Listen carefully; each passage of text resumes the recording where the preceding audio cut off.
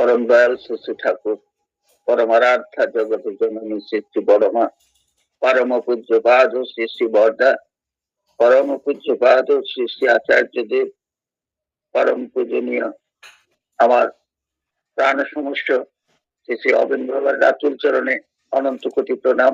প্রতি প্রত্যেক গুরু ভাই এবং মায়েদের সবাইকে আমার আনন্দিত জয় গুরু। পুত পবিত্র পরম দয়ালের মাতৃভূমি, তাকে জানাই আমার আভূমি প্রণাম। আপনারা বাংলাদেশবাসীরা সত্যি ভাগ্যবান, আপনাদের ভূমিতে পুরুষোত্তম শ্রী শ্রী ঠাকুর অনুকূলচন্দ্র বিশ্বের স্রষ্টা অবতীর্ণ হয়েছিলেন ধরার বুকে। আজকে একটা কথা বলতে ইচ্ছে করছে আমার, প্রতি প্রত্যেকেই যারাই আমরা তার চরণাশ্রিত হয়েছি, প্রতি প্রত্যেকেই তার গুণগান, তার কথা, তার দয়া, এই যে আমরা তাকে নিয়ে ধরে আছি, আমরা তো তাকে, তিনি আমাকে ধরে আছেন, কিন্তু আমি তাকে ধরে আছি কিনা সেটাই কথা। সারা দিন রাত 24 ঘন্টা ঠাকুর ঠাকুর করছি। সেই ঠাকুর ঠাকুর করাটা, প্রতিভা মা দয়া করে আপনার ভিডিওটা বন্ধ করুন মা, মাগো, ভাবটা কেটে যায় মধ্যেখানে ভিডিও বা অডিও অন করলে। যাই হোক, একবার দেওঘরের পুজোগত দাদার সামনে বসে আছি, কোন এক প্রসঙ্গে দাদা বলছেন এই যে ভক্ত, মানে একজন গুরু ভাই আরেকজন গুরু ভাইয়ের নামে পুজো দাদার কাছে বলছেন যে দাদা, ওই দাদাটি ভীষণ ইষ্ট প্রাণ গুরু ভাই। তখন দাদা বলছেন, চালুনিতে ফেলে দিলে কজন টিকবে তার সন্দেহ নাই। সত্যিই তাই। এই প্রসঙ্গেই আছে, রূপক যদিও গল্পটি রূপক, তার থেকে কিছু শিক্ষার আছে। আমাদের মধ্যে কজন আছি আমরা যে নিঃস্বার্থ ভাবে তাকে ভালোবাসি, তাকে ভালোবাসার জন্য তাকে ভালোবাসি। বেশিরভাগই আমরা আমাকে ভালোবাসি বলেই তাকে ভালোবাসি। অর্থাৎ প্রতি মুহূর্তে আমাদের চাওয়া পাওয়া কিন্তু থাকে, চাওয়া পাওয়া ছাড়া কিন্তু প্রাণ আছে যে ঠাকুর ছাড়া আর কিছু বোঝে না, শুধু ঠাকুরকেই চায়। এক রাজা কল্পতরু হয়েছেন, তো তিনি তার রাজ্যের যত রাজ কর্মচারী রয়েছেন প্রতি প্রত্যেককে যে যা চায় তাই তিনি দিচ্ছেন। প্রতিদিন শয়ে শয়ে রাজ কর্মচারীরা এসে তার কাছ থেকে চেয়ে চেয়ে নিয়ে যাচ্ছে। কেউ বা জমি চাইছে, কেউ বা গোয়ালের গরু চাইছে, কেউ বা স্বর্ণ মুদ্রা চাইছে, কেউ বাড়ি চাইছে। তো রোজই সবাই এসে চেয়ে চেয়ে নিয়ে যাচ্ছে, কিন্তু রাজবাড়ি যে ঝাড় দেয়, ঝাড়ুদার, সে একটা কোনায় দূরে দাঁড়িয়ে থাকে, সে আর কিছু চায় না। রানীমা সেটা লক্ষ্য করে রাজামশাইকে বলছেন, রাজামশাই, আপনার রাত্রি তো দেখছি রোজই কর্মচারীরা আসেন, যে যা পারেন চেয়ে নিয়ে যান, কিন্তু ওই যে ঝাড়ুদারটি সে তো দেখছি রোজই একটা কোনায় দাঁড়িয়ে থাকে আর আপনার দিকে এক দৃষ্টে তাকিয়ে থাকে, সে তো কিছু চায় না। তখন রাজামশাই মন্ত্রীকে বললেন, মন্ত্রী তুমি জিজ্ঞেস করো ও কিনা কিছু চায় না, ওর কি কোনো প্রার্থনা নেই, ওর কি কিছু চাওয়া পাওয়া নেই? মন্ত্রীর প্রশ্নের উত্তরে সেই ব্যক্তি বলছে, আমার কিছু লাগবে না মহারাজ, আমার শুধু একটাই ইচ্ছা, আপনি আমার বাড়িতে একটু পদধূলি দেবেন। রাজা বলছেন, এ আর বড় কথা কি, কালকেই আমি ওর বাড়িতে যাব, মন্ত্রী ব্যবস্থা করো। তো মন্ত্রী মশাই বলছেন, রাজা মশাই ওর বাড়িতে যাবেন, ওর বাড়িতে তো বসারই জায়গা নেই। কেন? আগে ওর বাড়িতে তো বাড়ি করতে তো ছোট্ট একটা কুড়ে ঘর আছে, ওতেই থাকে ও, আপনি গেলে আপনাকে বসতে দেবে কিসে? ওর বাড়িঘর বানিয়ে দাও। রাজা মশাইয়ের আদেশে মন্ত্রী তার বাড়ি বানিয়ে দিলেন। তারপর রাজা বললেন, গেলে আবার আমাকে নিয়ে চলো। তো মন্ত্রী বলছে যে আগে যে যাবেন ওর বাড়িতে যাওয়ার রাস্তাঘাটই তো নেই। তো রাজা বলছেন, রাস্তাঘাট বানিয়ে দাও। এভাবে ধীরে ধীরে ধীরে ধীরে ওর বাড়ি হলো, ওর ঘর, বাড়ি ঘর দূর রাস্তাঘাট সব কিছু সুন্দর হয়ে গেল। ওর বিয়ে হলো, গরু কিনে দিলেন, সবকিছু হয়ে গেছে। তো ও তো চাইনি এসব ঠাকুরের কাছে, রাজামশাইয়ের কাছে তো চাইনি, না চেয়েই তো পেয়েছে। ও তো ঠাকুর কি রাজাকে চেয়েছিল। আমরা আসলে বোকা, আমরা কি করি, আমরা নিত্য নতুন শুধু চাওয়া পাওয়াই আমাদের আছে। আমরা শুধু চাই এটা আমার করে দাও, ওটা আমার করে দাও, আমার মেয়ের বিয়ে দিয়ে দাও, আমার ছেলে চাকরিটা হয়ে যাক, আমার জীবনটা সুখের হোক, আমার গাড়ি হোক, বাড়ি হোক। এটা আমি খুব কম লোক বলি যে আমি শুধু তোমাকে চাই প্রভু, তুমি আমার সবকিছু। রাজা যদি আমার নিজের হয়ে যান তাহলে রাজত্বটাই তো আমার, এটাই তো আমাদের বুদ্ধিতে কোলায় না। যাই হোক, তার দয়া অহরহ বর্ষিত হচ্ছে আমাদের মধ্যে। আমরা, আমি তো বিশেষ করে আমি আমার ব্যক্তিগত কথা বলছি, আমি বুঝতে পারি যে তিনি প্রতিনিয়ত আমার সাথে থাকেন। তিনি যত দয়াল তত ভয়াল, তার দয়ারও অন্ত নেই, কিন্তু তার কথার অবাধ্য হলে দুর্গতিরও অন্ত থাকে না। আশ্রমে ঠাকুর পার্লারে বসে আছেন, কিন্তু একটু উস্কো ফুসকুস করছেন। উপস্থিত ভক্তরা কিছু বুঝতে পারছেন না, বলছেন যে ঠাকুর কেন এরকম করছেন। হঠাৎ করে ঠাকুর এক ভক্তকে বললেন আশ্রমে এক গুরুভাইকে ডেকে নিয়ে আসতে। তো সেই গুরুভাইটি গেছেন সেই আশ্রমিক গুরুভাইটিকে ডাকতে। উনি গিয়ে যখন বলছেন যে ঠাকুর আপনাকে ডাকছেন, গুরুভাইটি বললেন আমি খাচ্ছি। ঠাকুরকে গিয়ে বললেন আমি খেয়ে আসছি। খাওয়া দাওয়া করার পর উনি কি করলেন, আচ্ছা ঠাকুর ডেকেছেন যাব, একটুখানি খেয়েছি তো একটুখানি বিশ্রাম করি। ঠাকুর কিন্তু শান্তি হচ্ছে না, লোকে ডেকেছেন ও আসলো না কেন। কিছুক্ষণ পরে আবার সেই ভক্তকে বললেন আরে ও যে আসলো না রে, যা তো ডেকে নিয়ে আসো। আবার উনি গেলেন, গিয়ে দেখলেন উনি বিশ্রাম করছেন। উনাকে বললেন যে গিয়ে ঠাকুরকে বলো আমি একটু খেয়েছি তো একটুখানি বিশ্রাম করে একটু পরে আসছি। এই করতে করতে সন্ধে হয়ে গেছে। নানান বাহানায় উনি নিজেকে আটকে রাখলেন, গেলেন না ঠাকুরের কাছে। রাত্রির বেলা সর্পাঘাতে তার মৃত্যু হলো। ঠাকুর কিন্তু চেয়েছিলেন ওকে রক্ষা করার জন্য। এরকম হাজারো হাজারো লক্ষ লক্ষ ঘটনা আছে। ঠাকুর প্রতিনিয়ত আমাদের রক্ষা করার চেষ্টা করেন, কিন্তু আমরা রক্ষা পাই না আমাদের নিজের তুষে। আমি আজকে একটি আমার জীবনটা বেশিরভাগই প্রতিবছর দাদা বর্তমান আচার্যদের প্রজন্ম বাবুর লীলার সঙ্গী হওয়ার সৌভাগ্য হয়েছিল। প্রতিবছর দাদার গুয়াহাটি মন্দিরে আছেন, শিলং থেকে সদ্য গেছেন গুয়াহাটিতে। শিলং থেকে যখন যান গুয়াহাটি, তখন আমার সমস্ত সব গুরু ভাইরা, সব সহকর্মীরা সবাই সপরিবার দাদার সঙ্গে গুয়াহাটি চলে গেছেন। আমি আমার স্ত্রী আমার ছেলে মেয়ে আমরা শিলংয়ে রয়ে গেছি। ভাবছি যে একটু কাজকর্ম গুটিয়ে 2-4 দিন পরে যাব। কিন্তু গুয়াহাটি যাওয়ার প্রায় 3 দিন পরেই একদিন সকালবেলা সন্দীপ মন্ডল আমাকে ফোন করে বললেন দাদা বলেছেন আপনাকে কালকেই চলে আসতে। আমার একটা সাদা রঙের একটা অ্যাম্বাসেডার গাড়ি ছিল, শিলংয়ে যখন ছিলেন তখন ওই গাড়িটাই ব্যবহার করতেন। যাই হোক, দাদার খবর পেয়ে পরদিন আমি সকালবেলা রওনা দিলাম গুয়াহাটি। তো গুয়াহাটিতে যখন যাব তখন শিলং থেকে গুয়াহাটি পৌঁছার 100 কিলোমিটার দূরত্ব।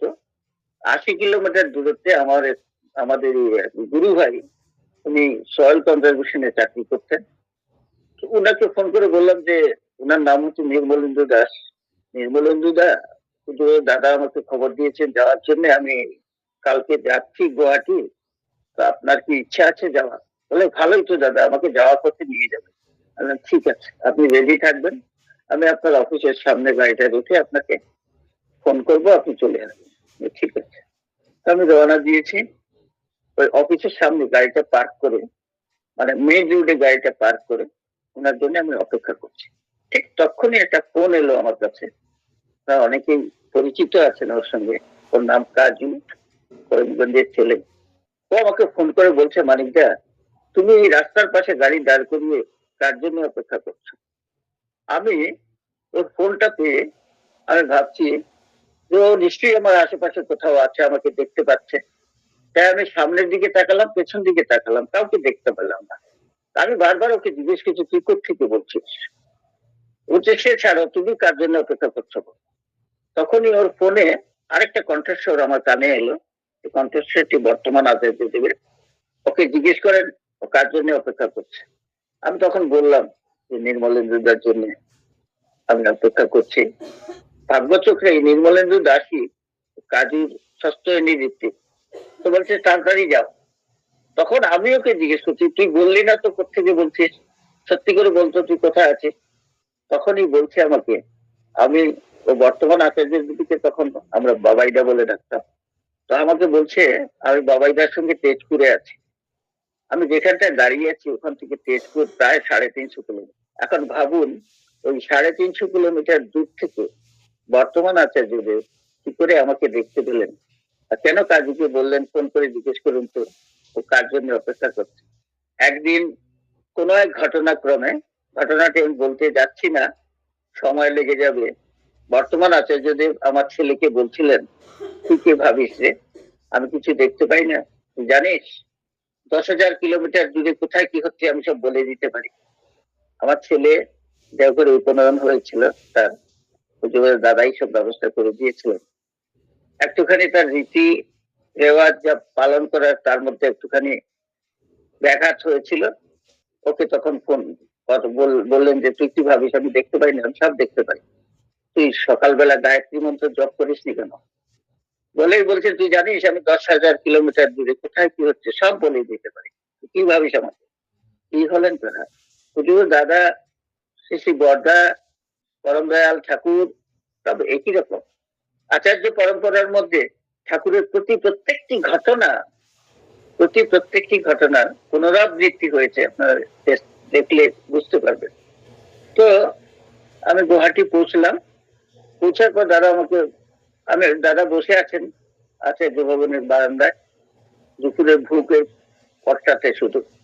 দাদা বিছানায় বসে আছেন, ছোট শুভ্র বিছানায়। পাশে সঞ্জীব মন্ডলের ছোট ভাই বুকুনি ও দাঁড়িয়ে আছে। দাদা বলছেন, এই বুকুনি, আমার গরুর এসে গেছে রে, আমি কালকে আবার শিলং যাব।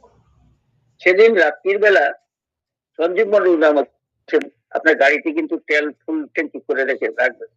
দাদা বলেছেন কাল সকালে আপনাকে নিয়ে শিলং যাবে।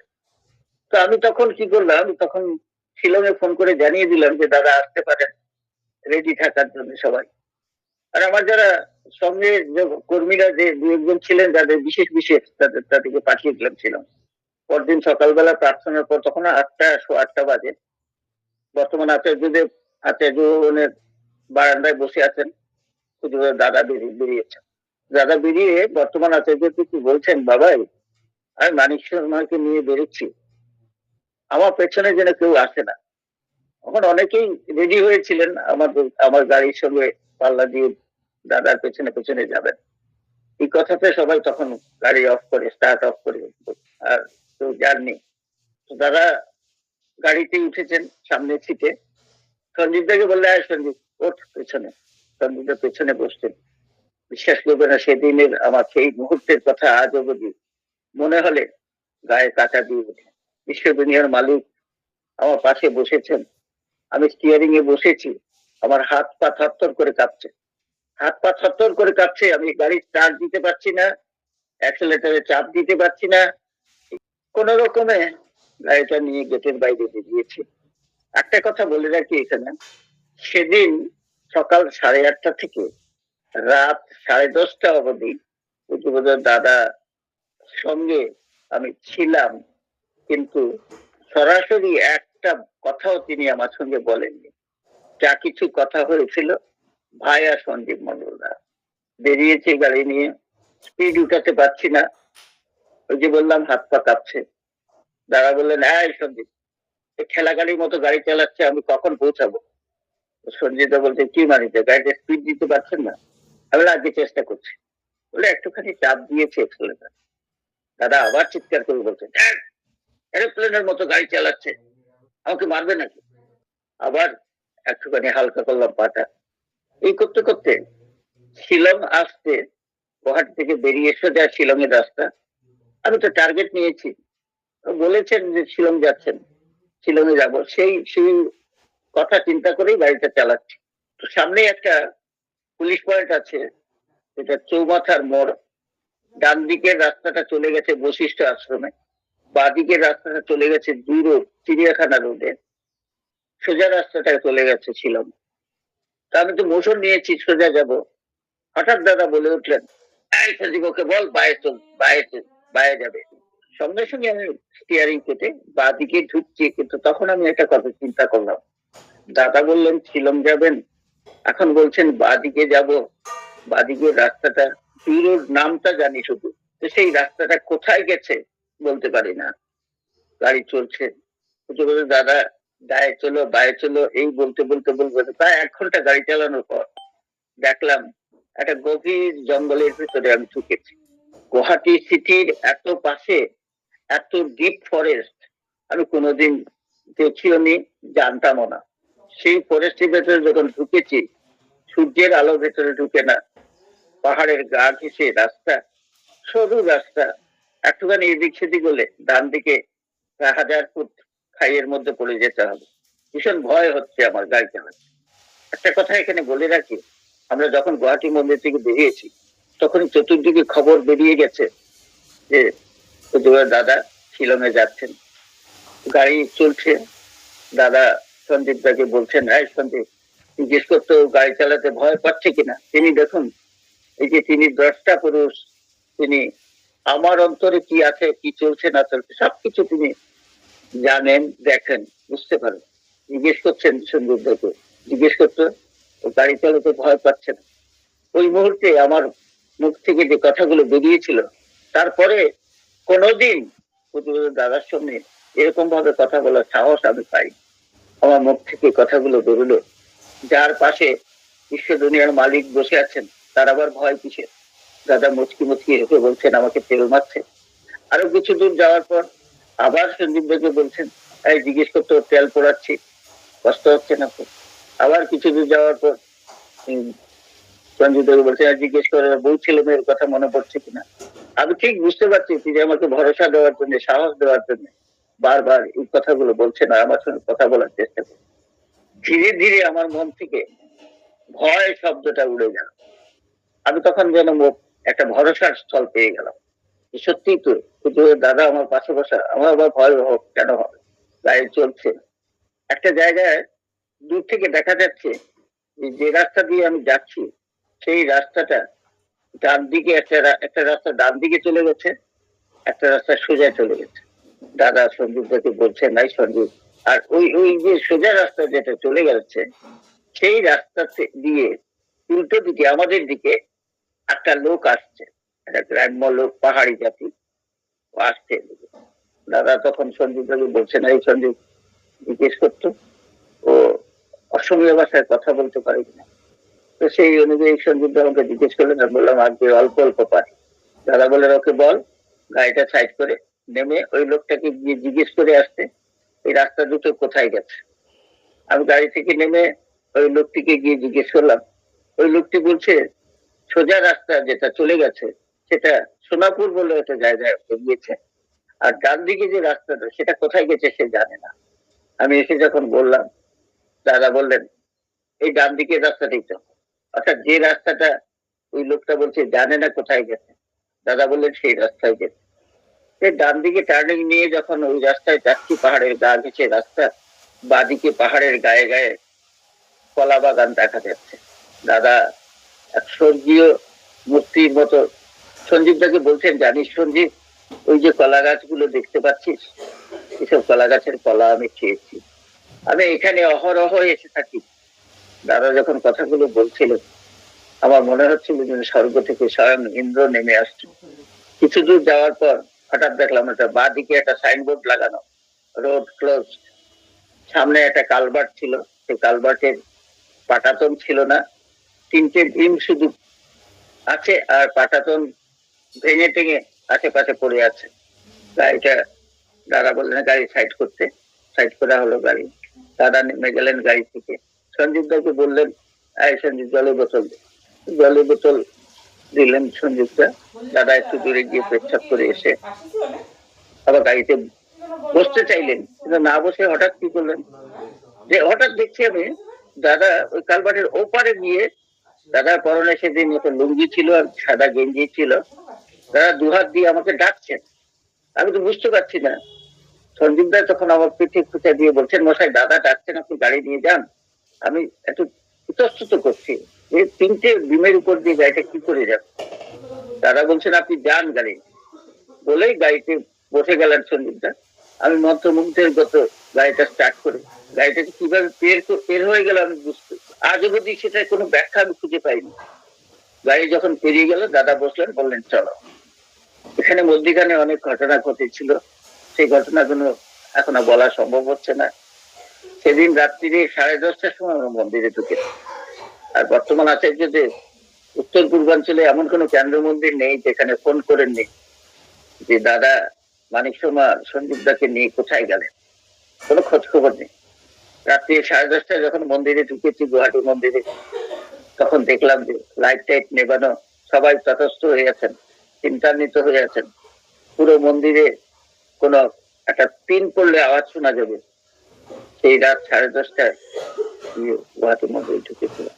যাই হোক, আমার সময় শেষ হয়ে আসছে, সময়ের দিকে খেয়াল রেখে চলতে হবে, এটাই আমাদের নিয়ম শৃঙ্খলা। উপস্থিত সবাইকে আমার আনন্দিত জয়গুরু জানিয়ে আমি সবার কাছে করজোড়ে প্রার্থনা জানাই। কি বকলাম না জানি না, আপনারা আমাকে ক্ষমা করে দেবেন। জয় গুরু, জয় গুরু সবাই।